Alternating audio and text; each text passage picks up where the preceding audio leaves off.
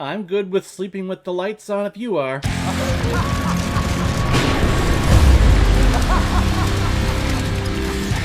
Paranormal Activity, released in 2007 and is directed by Oren Peli, who has also directed the film Area 51 and is a producer on all the other Paranormal Activity films. Mainly he's a producer, but I guess if you're gonna have, one or two directing credits, may as well be a found footage film where the actors do their own cinematography and carry the camera everywhere, so easy job for him. And this film is starring Katie Featherston and Micah Sloat. And it's Micah, not Mika, like Katie kept calling him in the movie.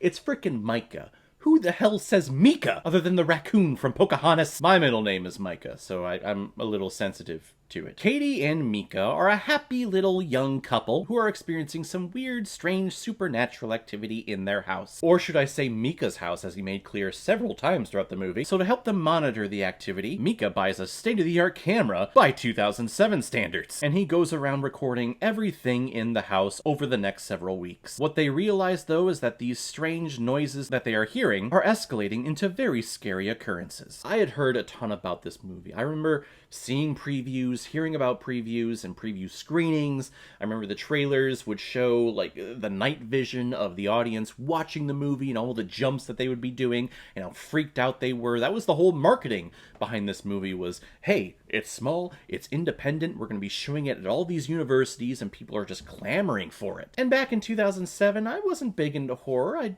didn't want to be scared. I didn't like watching those movies, so I definitely put it aside. I was like, probably never gonna watch this thing. But now it's the Friday before Halloween here in 2021.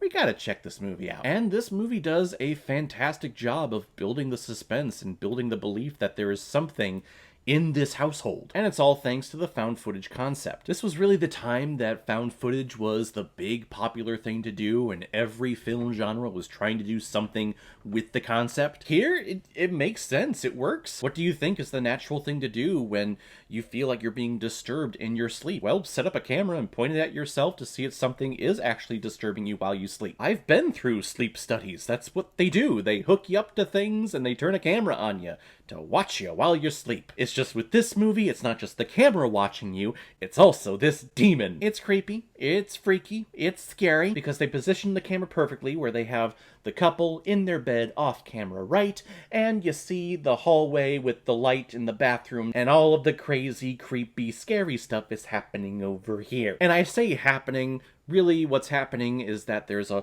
very deep bass sound that comes on whenever the demon is in the household, and you just see a lot of shadows and you see a lot of darkness. But that's really the scariest thing in life, in the world, right? You're scared of what you can't see and you can't comprehend. The movie just capitalizes on all of that, and it does it fantastically. But that's not the big message that this movie is promoting, at least not the one that I'm getting out of it. This movie is about toxic masculinity and toxic relationships. The woman in this movie says many times, I am terrified, I am scared, I don't know what to do, please don't do this, please don't go out and buy a Ouija board, because then that's just going to upset the thing. Please respect this ghost because it's haunting me, and if you antagonize it, it's just going to get worse. Let's do this. Let's do this. And Mika, the boyfriend in this movie, is one arrogant, masculine piece of shit. Oh, it's my house, and I have a say in things, and you didn't tell me that you've been haunted your whole life, so it's really your fault, and This guy is a fucking asshole. I don't want to spoil what happens in this movie, but all I'll say is, good riddance. The movie is a great example of a toxic relationship. Show this to any of your friends out there who you know have a toxic relationship. Show it to them. Just to have them see, okay, here's what happens if you stay in this relationship for too long.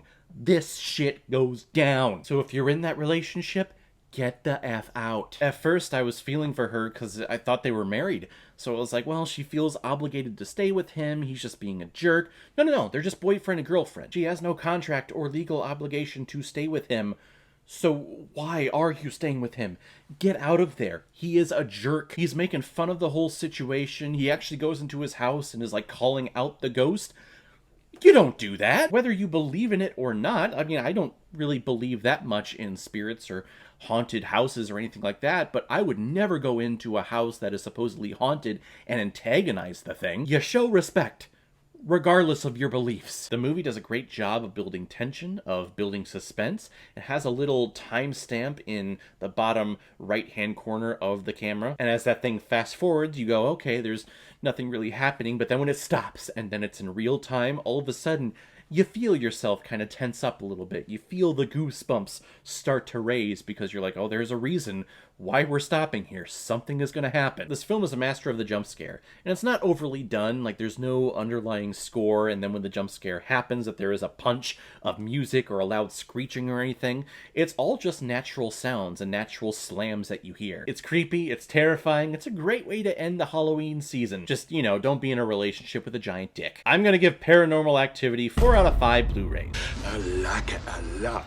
Alright everyone, now comes my favorite part of my videos where I pick which movie I'm going to be watching next. And the next movie we're going to be talking about is a film called The Gentleman, because it was a PayPal donation from my friend Susie. She has supported me a couple of months ago with Gods of Egypt, which was an absolute delight. And she and her husband have recommended a couple of movies to me, so we're going to check them out. Here's the first one, The Gentleman, which I've heard good things about. I just never got around to watching it. I believe Hugh Grant is in the movie though, which is kind of the big reoccurring thing on this channel this year.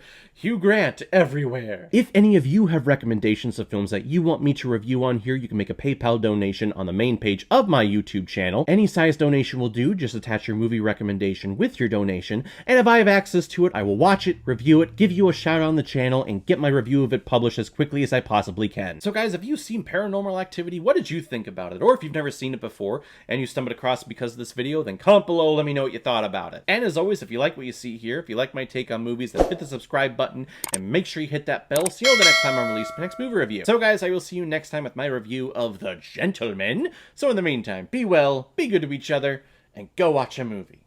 Take care, guys.